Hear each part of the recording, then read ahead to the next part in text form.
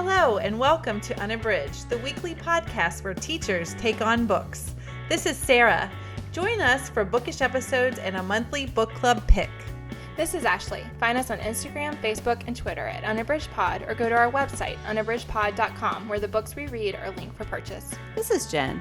Check out our Teachers Pay Teachers store, our Patreon page, and our newsletter. Please rate, review, and subscribe on Apple Podcasts to support us. You want opinions about books? We've got them. Hi, and welcome to episode 155 of Unabridged. Today we are discussing our reading challenge updates. So we set those in January. In episode 109, we talked about what we had selected. And then in episode 131, we gave a mid-year check-in. And so now as we're approaching the end of the year, we wanted to give, I would say that they are not quite our final updates, but they are a status update as we approach the deadline of the year. So we're going to share those with you today. Before we get started with our Bookish Check-in, we just wanted to remind you that we are very active on our website, unabridgedpod.com. We post our bookish faves on Mondays. We post pub day shout outs on Tuesdays. Of course, our episode show notes are there on Wednesdays. And then on Fridays, we have book reviews. So if you haven't checked those out, be sure to see what we're up to as far as the blog goes. And if you're liking what you see there, if you could share that on social media, that helps us so much to share what's going on the website. So again, it's unabridgedpod.com. And if you're liking what you see, you can share using the buttons there, or you can just tag us on any social media posts. And that helps us to let people know that we have those in addition to our episodes. We wanted to get started the way we always do with our bookish check-in. So Sara, what are you reading right now? So I am continuing with my theme for the last, it feels like forever. I'm reading Jessica Redlin's Starry Skies Over the Chocolate Pot Cafe. And That's the best title ever. Well, in a weird twist, it used to be called Christmas at the Chocolate Pot Cafe, but they changed the name. So if you've seen the book with the other name, it is the same book. So I don't know why they changed it. It was re-released with a new title. Anyway, so this is the story of Tara Porter. She is the owner of the Chocolate Pot Cafe, and Christmas is a difficult time of the year for her.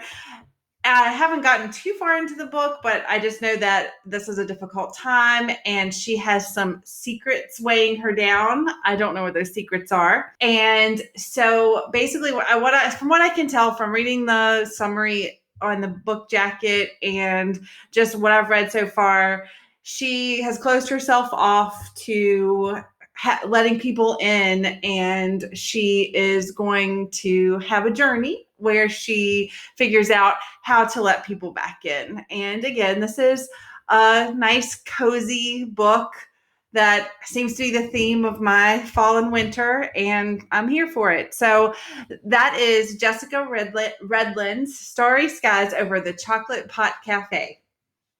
That sounds great, Sara.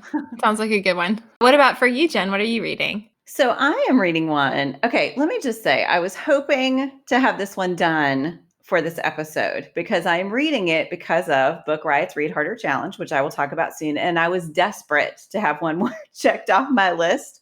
And so I'm sharing it with a little bitterness because I did not quite finish it.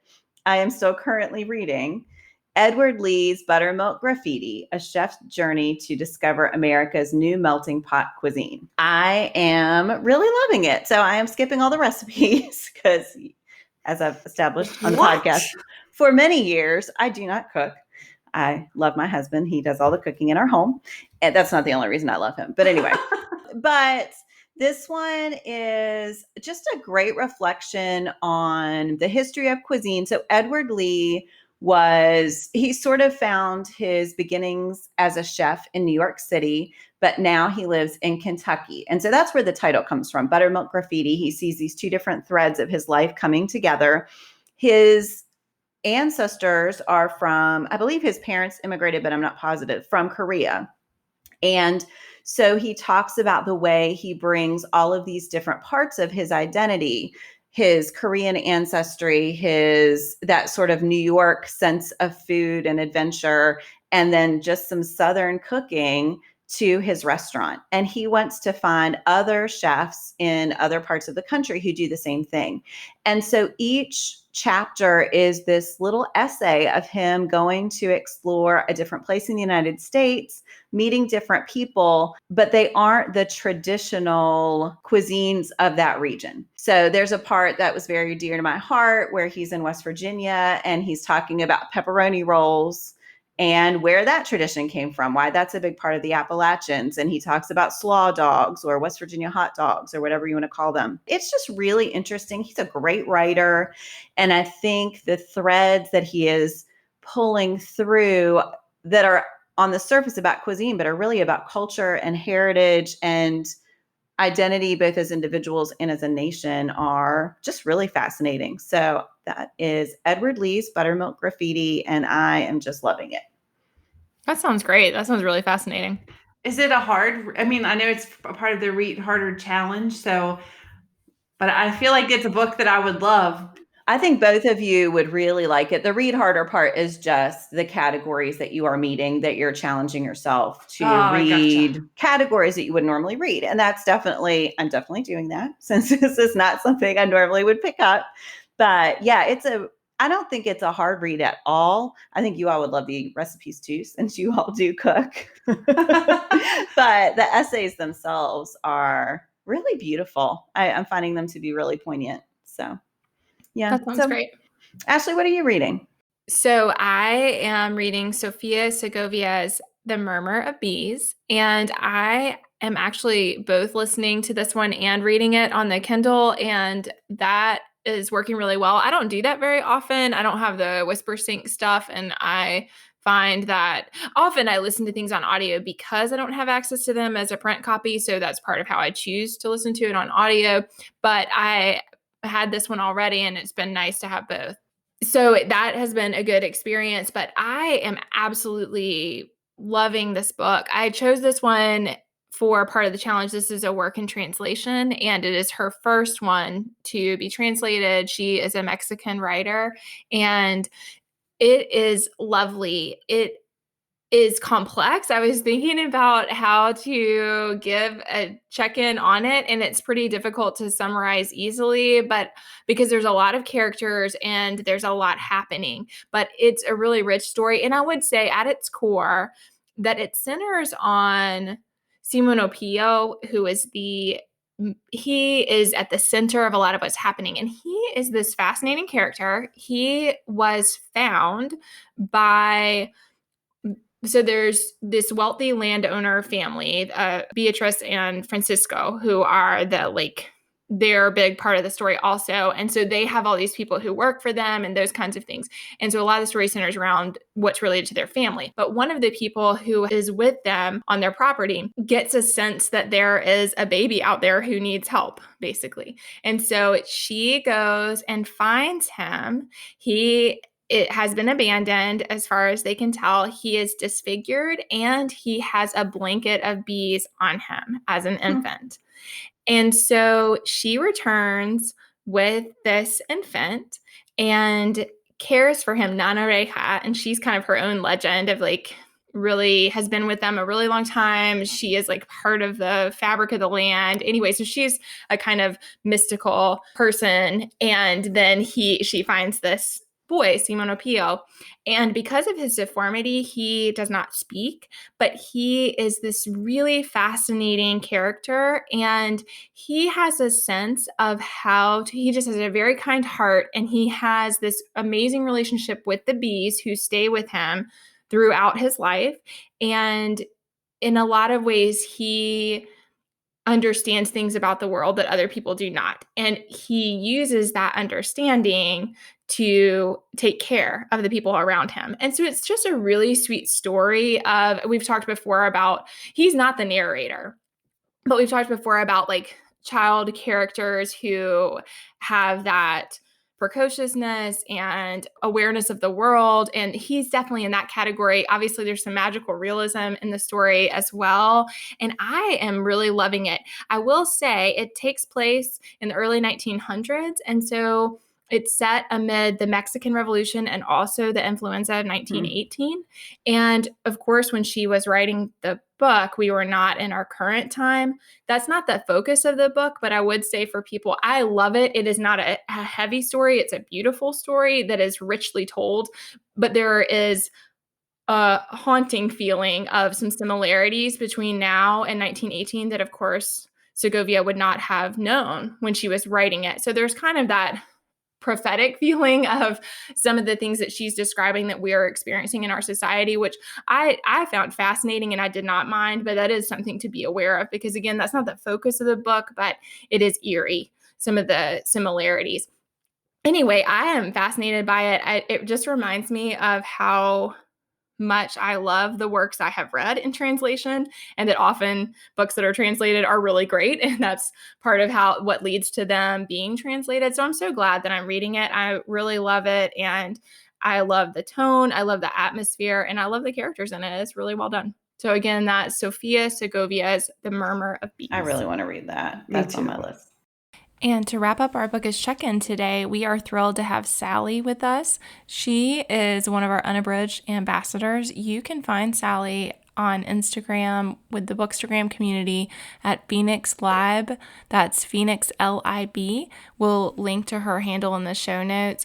And she is here today to talk with us about what she's reading right now. So check it out. Hey ladies, thank you so much for having me on the show. I am seriously fangirling at being able to be here. Listening to you guys every week is awesome. But thank you again for having me on. To the Unabridged Podcast world out there, my name is Sally, and I'm really excited to be able to give my own bookish check-in. I am currently reading Jennifer Donnelly's Poisoned. It's a fairy tale retelling. To be honest, I love reading fairy tale retellings.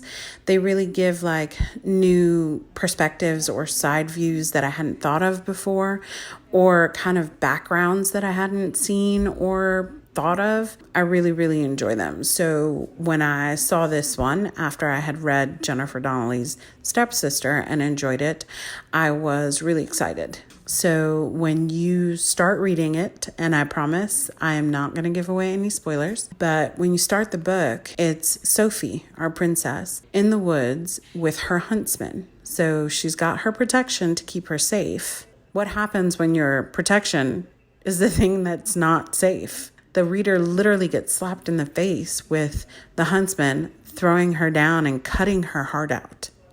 So now we're on page I don't know what, or minute 5, let's say, of the movie, if it was a movie, and our main character is dead. But these 7 mysterious guys show up and they save her. They get her heart working in a very mysterious way. So now our princess is living on borrowed time, trying to figure out what's going on. And my favorite part of this retelling is that you find out right away, perhaps our bad guy isn't the bad guy we thought of. We've grown up on the fairy tale of Snow White with the evil queen being out to get her. And you learn very, very early on, page 4 or something, that the queen isn't really who we should be looking at.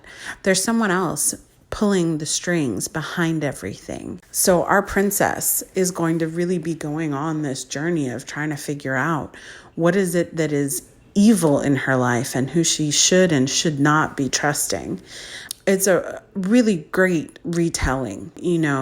I really enjoy reading through it and finding that you've got a princess that our actual young adult community could look up to. As a middle school teacher, I love finding books that aren't just about people being saved by other people. Kind of the idea of figuring out your own problems and how to go from there. And Sophie's really working on that. And that's kind of as far as I can give you without giving you spoiler alerts left and right. But it's a really great book. Again, it's Jennifer Donnelly's Poisoned, and it is a quick read and really enjoyable. So I definitely suggest it. Thank you all for listening to me, and thanks again, ladies, for having me on. Thanks so much, Sally, for your check-in and also for all of your support. Listeners, we hope you enjoyed listening to what Sally's been reading. If you are interested in our Unabridged Ambassador program, check it out at unabridgedpod.com/ambassadors. We'd love to have you join us. So today, listeners, we wanted to give you an update. Like I said in the beginning, we have shared the challenges that we chose this year, and then we kind of touched on them again mid-year. And so we wanted to circle back around to that. And I think we're each just going to kind of say where we are and where we wanted to be and give you some updates. So Jen, do you want to start us off? Sure. So as I alluded to in the Bookish Check-in, I got a little desperate when I realized we were recording today because I want to scream at someone that there's still over a month left in the year. And of course, I'm going to finish these challenges. And then I'm thinking, why do I have this desperation about a deadline that I set? So I do want to add in that on our document that we work from, Sara and I have nothing. And Jen has multiple bullet points with a lot of statistics and percentages on there. So I'm sure she will share some of that with you all, but it was funny when I opened the document to note the difference here. Well, y'all know I love a spreadsheet. And so when we set these challenges, I set up a tab for the challenges with the list of books and where I could find them. And I have percentages that I'll share in just a moment. So just wait. It'll be very exciting. So I would say overall, I have done pretty well. I think that I'm glad that I did each one that I chose. I chose each one for a different reason. And I think all of them have added something to my reading life this year. So the main one that I focused on from the beginning was Book Riot's Read Harder Challenge. And that is one that just gives you a list of categories, probably that would challenge most readers. And you're supposed to meet each of those categories. And so it has definitely that sounds horrible, encouraged me to read some genres that I don't normally read. And I read pretty widely. Like I'm a pretty random reader. I read a little bit of everything. But for example, there was to read a horror novel from an independent publisher. I don't think I read many indie publishers. So that raised my awareness about something that I might want to try to do more in my reading life. So for that one, I read Grady Hendrix's Horror Store, which is great. I really liked it. Obviously, the food book that I talked about at the beginning of the episode, that's one. One that I have not started yet is read an edition of a literary magazine, digital or physical. And I've picked the one, I want to read Foreshadow YA, which has some great authors associated with it. I used to read literary magazines all the time when I was in grad school, and I just haven't done it for a while. So that's something I was like, oh yeah, why am I not still doing that? So I think that one overall has been successful. I would say I've finished 22 of 24 categories. There's one that I checked, but I feel like I'm cheating a little bit. So I'll probably try to read another book by the end of the year. So I feel like I completed it faithfully without cheating. So that was read a retelling of a classic of the canon fairy tale or myth by an author of color. And it's not really a retelling. It's a book that's inspired by fairy tales. So I didn't feel like that was totally legitimate. So that was the first one. I also set 20 backlists. I will just say Sara and Ashley are laughing at me right now. And it is fine. But I just want to say they're laughing at me a little bit. I'm not laughing. I didn't think I was. I'm just smiling. I laughed in the beginning about the document. Okay. And I think that I felt and believed that I was really focused on meeting my goals. And then, life is about comparisons and we can try to not make them. But on the scale, I am not at the Jen level of devotion to this. So of compulsion. And I'll get to why. The Jen level of compulsion. I'll come around to mine, but I definitely did some things that, as you were describing, if I made any faces, is because as you were describing the cheating, I was like, oh, I think a lot of what I did was what you are classifying as cheating. And I'll get there. That's okay. All right. So my second challenge was the 20 backlist in 2020. And I really wanted to do this because I realized that I was reading a lot of new releases. I was getting a lot of e-galleys and ARCs. And I just had all of these great books sitting on my shelves that were always getting pushed to the bottom of the stack because I had this new stuff rolling in. And so for that one, I just in the last month or so have made a really concerted effort to refocus on that because the shininess of the new book is never going to go away for me. I always want to read the new thing, and I always want to get the new galleys. And so I think that's just something I have to pay attention to. So for that one, I have 5 more to go. So I'm at 75%. So I've read 15 of the 20, which I think is pretty solid. I do have one coming up, The Ladder to the Sky by John Boyne. So I'm very excited about that after all of our love for him on the podcast. So the last, kind of a double, but it's really just one, that I talk about the Tournament of Books all the time. I have never made it through all of the books on the Tournament of Books bracket, and that is still true this year. I almost made it. So for the Tournament of Books in March, they actually start with 18 books, and then there's a play-in round to get to the 16 books in the bracket. I didn't read one of the play-in books. So I read 17 of the 18. And for that one, I read Bernardine Evaristo's Girl, Woman, Other, which I absolutely loved and will probably be one of my top books of the year. I read Susan Choi's Trust Exercise, which I think is absolutely brilliant. And I read Dexter Palmer's Mary Toft or the Rabbit Queen, which is absolutely bizarre. And I loved it. And I never would have picked it up without the TOB. Then just this fall in October, there was the Super Rooster. So the Tournament of Books has been around for 16 years. So since there were 16 champions, they set up a bracket with those 16 books. And that one caused me to pick up Jennifer Egan's A Visit from the Goon Squad, which I had had for a really long time and never read. I read Toni Morrison's A Mercy, which it's Toni Morrison, so it's no shock there that that's brilliant. I talked about that one recently. So I read, again, 17 of the 18. I still have not read The Sisters Brothers, though I want to by the end of the year. They also did, this is going to get really in the weeds for non-TOB fans, but I'll just say the zombie books I didn't read. So I didn't get to those. So technically, I read, I guess, 17 of the 20, but I'm going to say 17 of the 18. So yeah, I think that's been a good one. I just always love those. I love reading the different judges' perspectives on books, even judges who don't love the books that I picked. I appreciate hearing their points of view, and it's just a fun event that I look forward to every year. All right, so that's it. Those are all my challenges. I am hoping to finish the first 2 by the end of the year, but we'll see. I'll post an update on social media when we're actually at the end of the year. So, all right, that's it.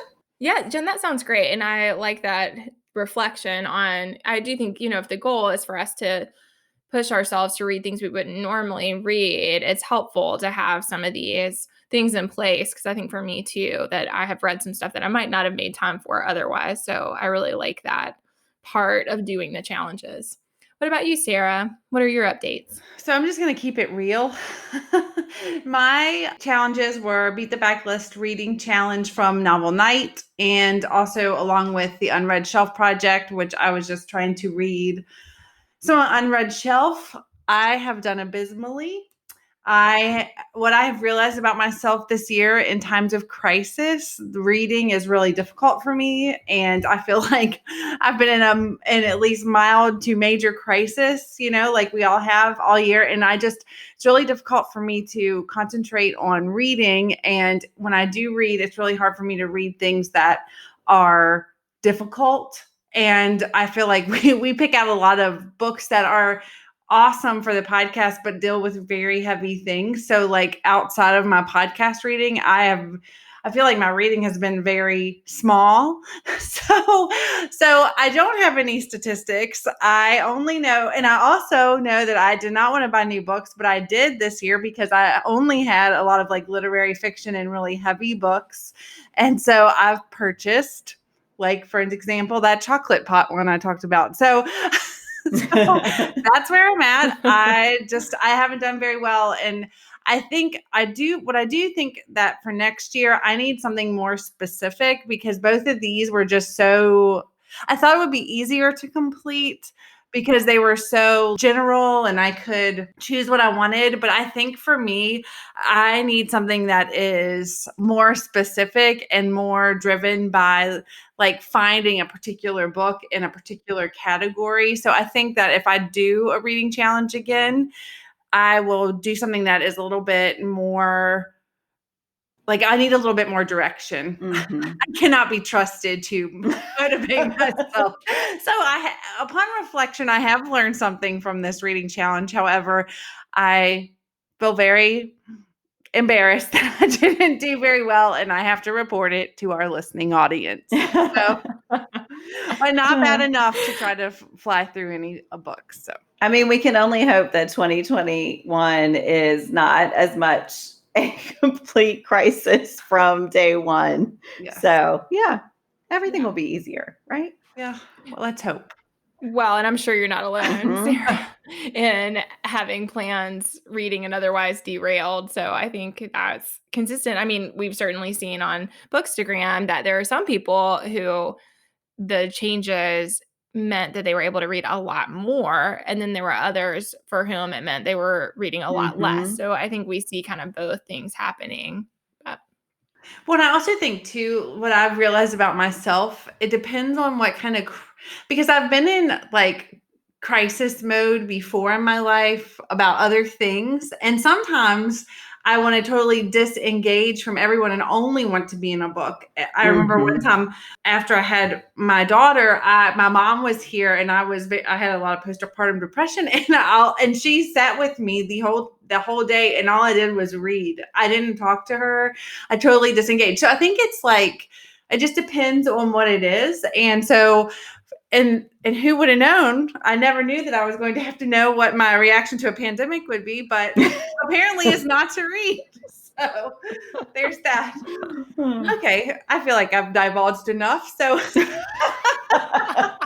Ashley, what about you? How is your reading challenge going?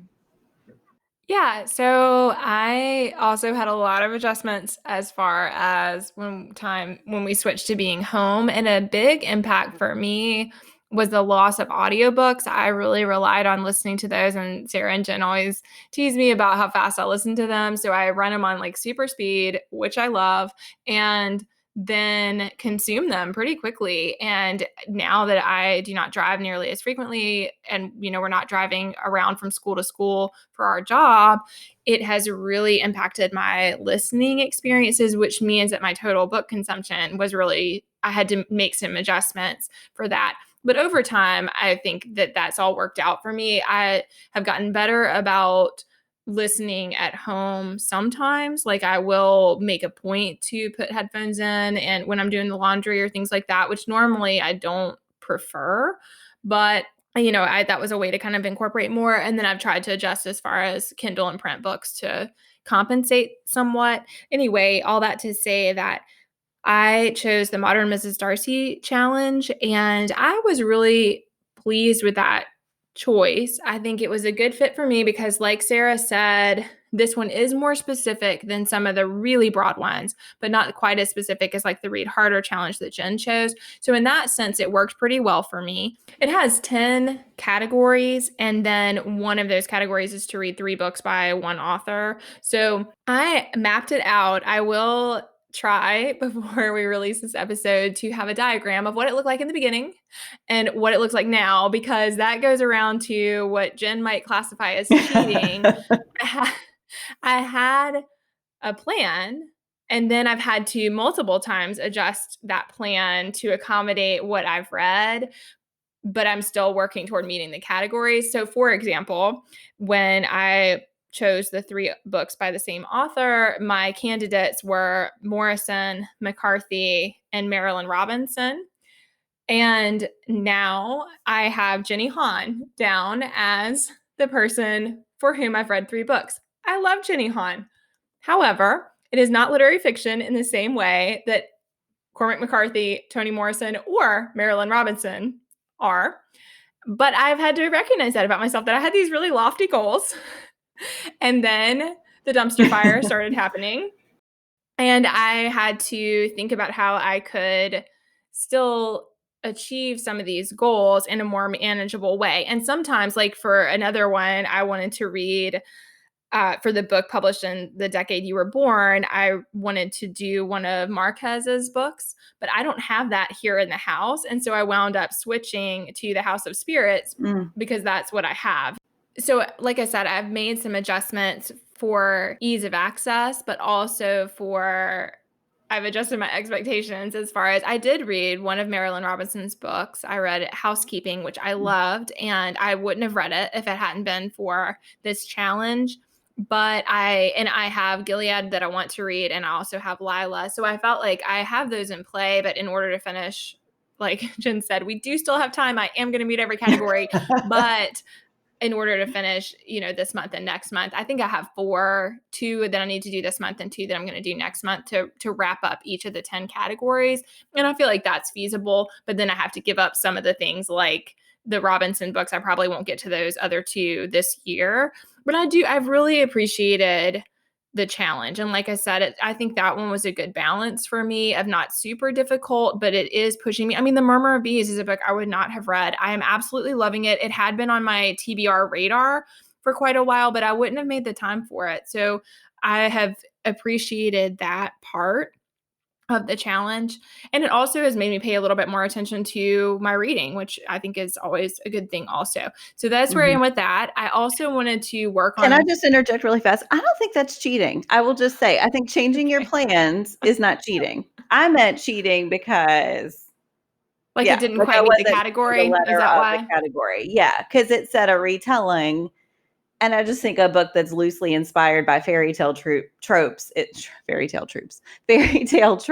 not the same as a retelling. So yeah, that's all I meant. So yeah, I don't think you are cheating. Okay, well, and I will say that it's been good for me. I've had to reflect on the list several times, and it's been good for me to make those changes. And it's just also humbling because, like I said, I love Jenny Han. I think she's a great writer. There's nothing wrong with her, but I do think it's funny to look at like what I wanted to have happen and then the reality. And like, I still need to read a classic, and I've changed that plan multiple times. I am now to The Catcher in the Rye, which I still have not ever read. So I adjusted because that one is much shorter and because it was on my shelf. So it's just funny to have to reconcile those things with yourself and be like, okay, this is where we are, and these are the things that I'm going to do to make it happen. So I did that, and then also I wanted to work on the unread shelf, and I actually felt really discouraged about that because I shared at the beginning of the year that 2 years ago now, so coming up on 2 Januaries ago, I reorganized my shelves so that I had one bookshelf and then most of the other bookshelf that were books that I personally brought into our home that I have not read, that I wanted to make it a priority to read. And I still really haven't touched those, but I did on my spreadsheet this year mark when a book was from my unread shelf. And I think I got into some tricky... It was hard to quantify sometimes whether something qualified. So for a while I did a subscription service. Are those books technically your unread shelf? I did work to read them.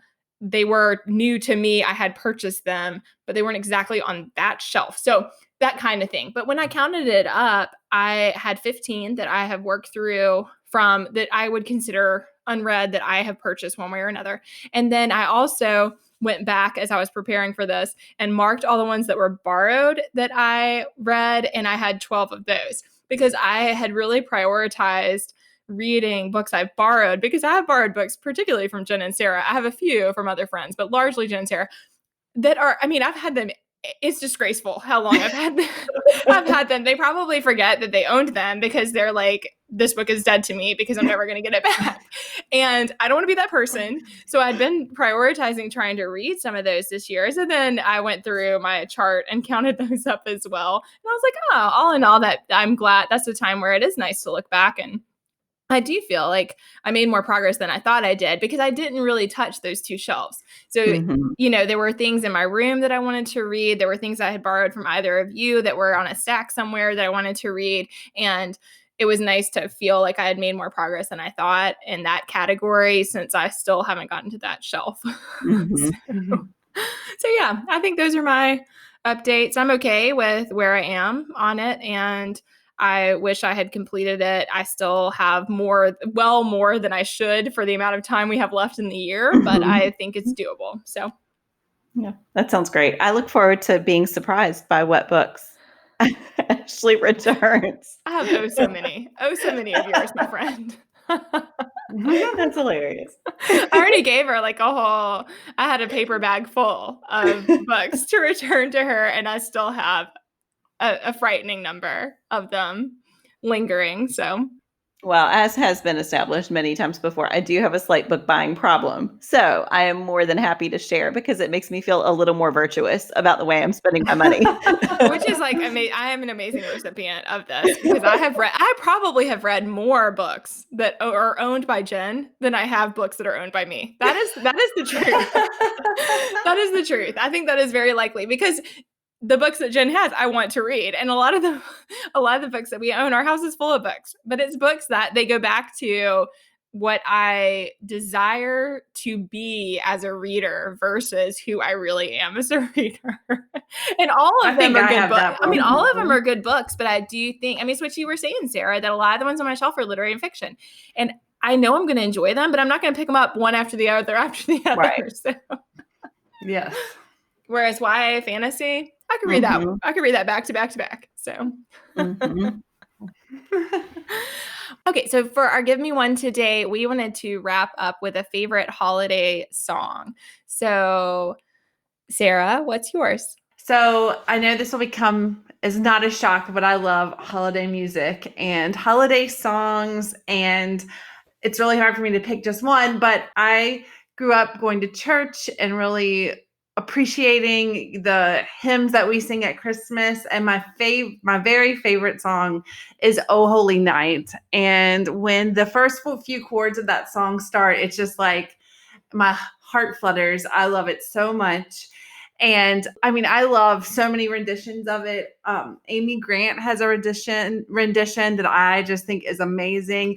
And since you all know, I have started my Hamilton fandom very late in the game, but Leslie Odom Jr. just put out a new Christmas album for this year, and he sings "Oh Holy Night," and it is fantastic. So I highly recommend checking that out.